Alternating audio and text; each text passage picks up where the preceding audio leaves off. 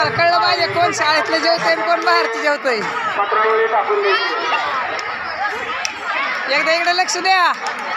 जेवण झाल्यानंतर मुली आपापल्या घरी जाणार आहेत. त्यानंतर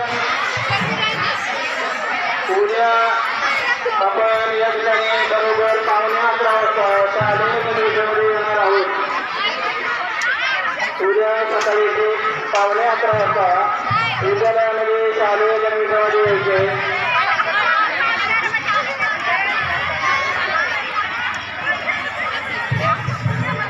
येताना फक्त आपलं ओळखपत्र, शालेय गणवेश, मास्टर पाण्याची बॉटल, दप्तर वगैरे काही आणणार नाही.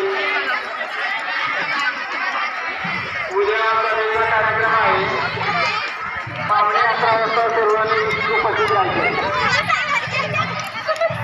11:30 वाजता या ठिकाणी सभेचा कार्यक्रम सुरू होईल. 11:15 वाजता या ठिकाणी यायचं. तुम्हाला या ठिकाणी आल्यानंतर शालेय पोषण आहार दिला जाणार आहे. त्यामुळे आपण वेळेवर उपस्थित राहायचे.